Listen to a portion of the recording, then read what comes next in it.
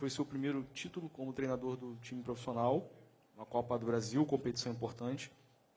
Então, eu te pergunto, qual é o seu sentimento para essa rodada? O que passa na sua cabeça, inclusive por estar voltando a um local tão especial para você, que o Flamengo ainda não perdeu. Foram 3 jogos lá e 3 vitórias.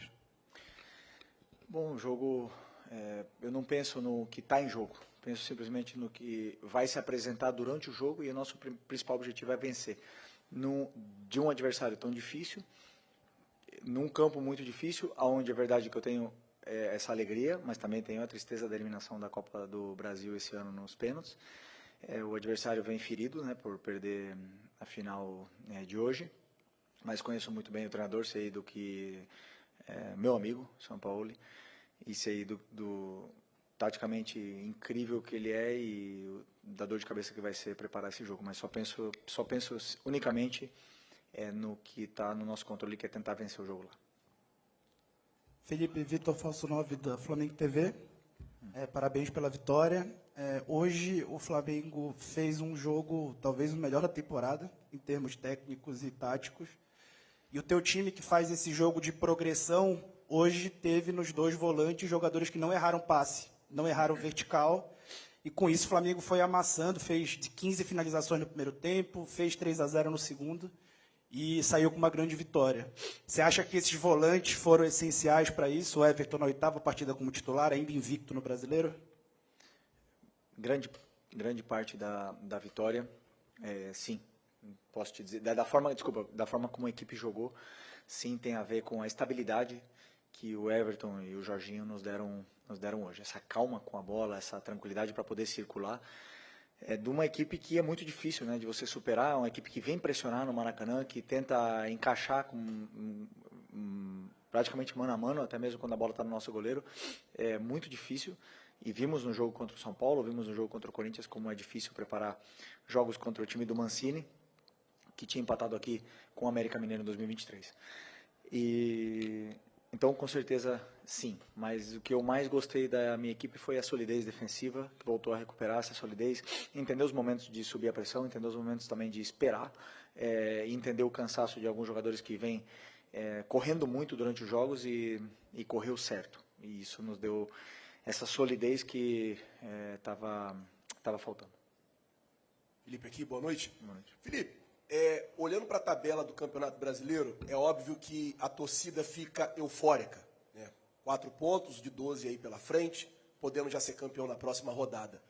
Mas eu queria saber, assim, o seu trabalho como técnico, de não deixar essa euforia, assim como a crítica, a crise não pode vir de fora para dentro, também como não deixar essa euforia de parte da torcida entrar para o vestiário, principalmente que não está nada ganho ainda, tem 12 pontos a ser disputados, o Flamengo tem 4 a mais que o Palmeiras, e também a final da Libertadores no próximo sábado, que eu acredito que seja o jogo mais importante da temporada. Obrigado.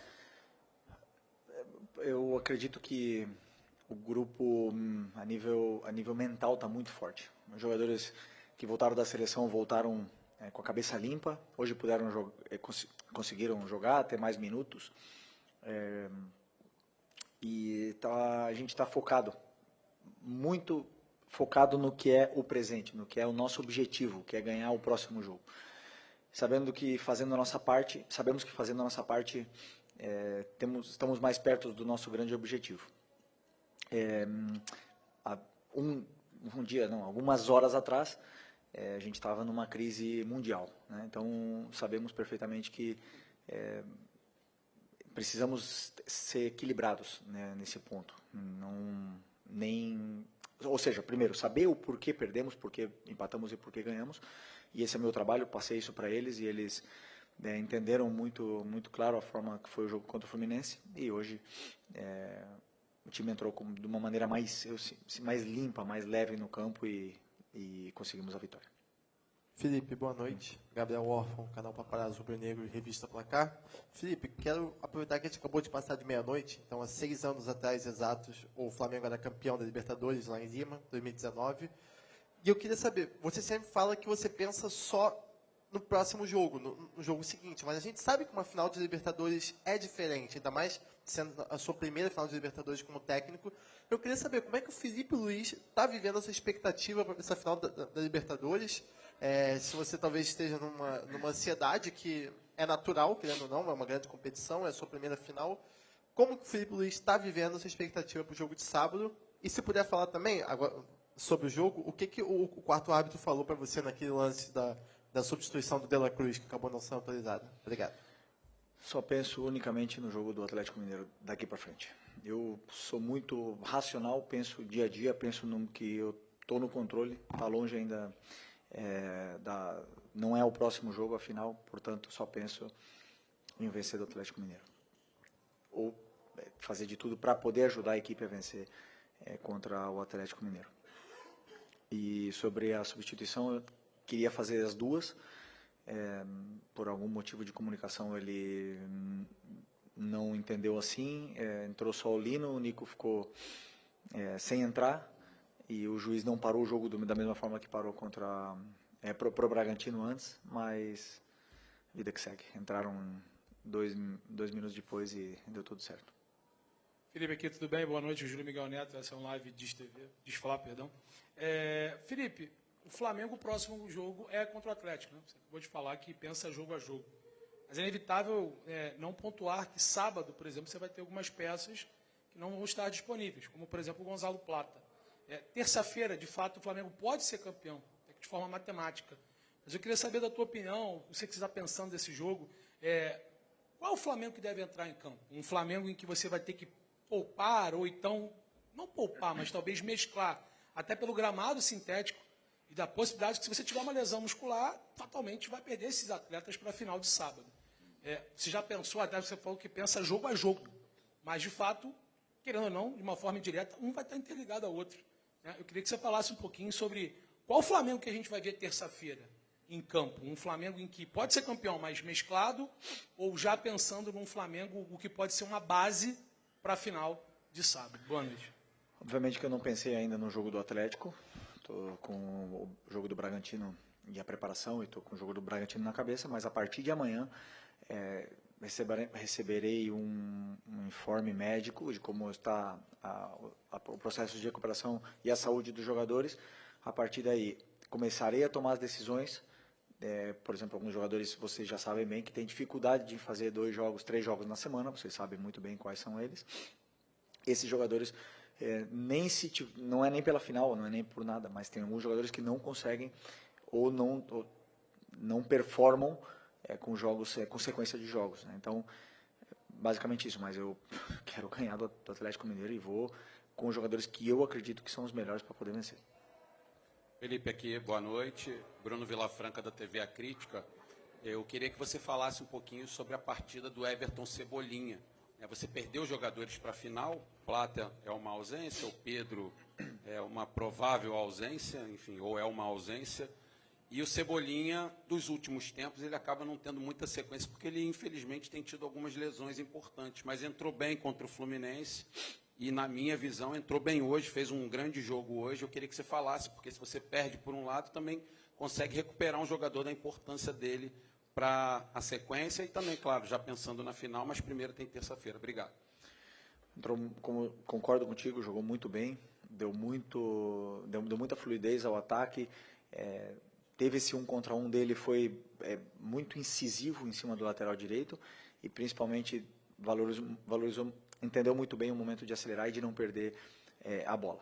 Depois ele tem perigo, ele é um cara que chuta de fora da área, ele tem um bom cruzamento, então voltou a recuperar sensações como titular, que vinha tempo sem ser titular, e eu gosto muito desse sentimento, né, de conquista, e os jogadores conquistam o lugar na equipe, cada treino e cada jogo, e eu acredito que ele está muito feliz também pela partida que ele fez. Oi, Felipe, aqui, Sérgio Lobo, Grupo Globo. Você já falou um pouquinho sobre o jogo, sem frisar muito da decisão de sábado, e eu queria tocar num ponto em relação a planejamento, tá? Dessa semana. Se não é a semana mais importante sua comandando o Flamengo, é uma das mais importantes, né, nesse período todo, pelo menos nesse ano de 2025. Então você vai ter alguns dias, poucos de treinamento e de recuperação também, sendo que de terça para quarta Você volta de Belo Horizonte e já viaja para Lima no dia seguinte. A recuperação mínima e lá você vai treinar para o jogo. Eu queria saber como é que está esse planejamento, que obviamente já foi feito, já está tudo amarrado por vocês.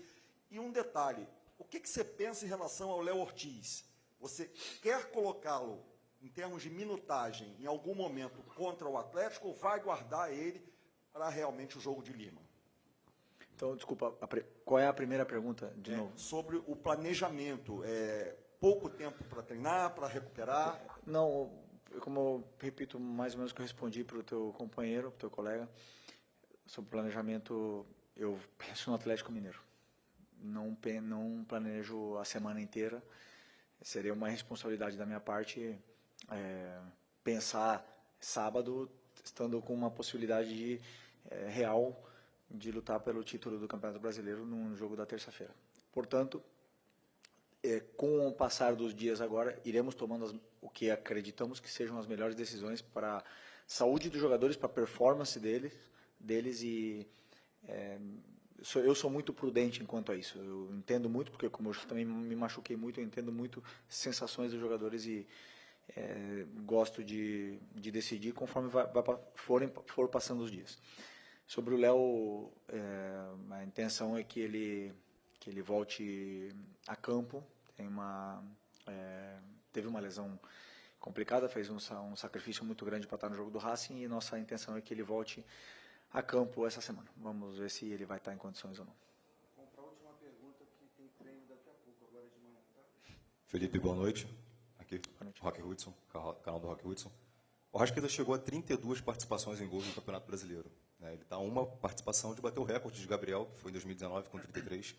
E a pergunta que fica, e até para o torcedor entender também o que está fazendo o Arrascaeta conseguir ter essa performance tão definidora, né, ser tão letal, o que mudou do Arrascaeta, tanto taticamente quanto fisicamente, do Arrascaeta de 24 para o Arrascaeta de 25 nas suas mãos, que está fazendo ele fazer, quiçá, a melhor temporada da carreira dele, tanto em números quanto em performance? Mérito dele, qualidade absurda, extrema. Um jogador que é único, que não perde a ambição, que quer mais e mais e mais, é um grande líder, fala isso todos os dias com a forma de atuar dentro do grupo, e mérito absolutamente dele. Eu, claro, o time, sempre você monta uma equipe em função do teu melhor jogador. E o time, eu sempre tento passar todas as facilidades para que ele tenha mais tempo e espaço e que esteja perto do gol, onde ele é realmente diferente. Okay? Obrigado, gente. Obrigado, boa noite, pessoal.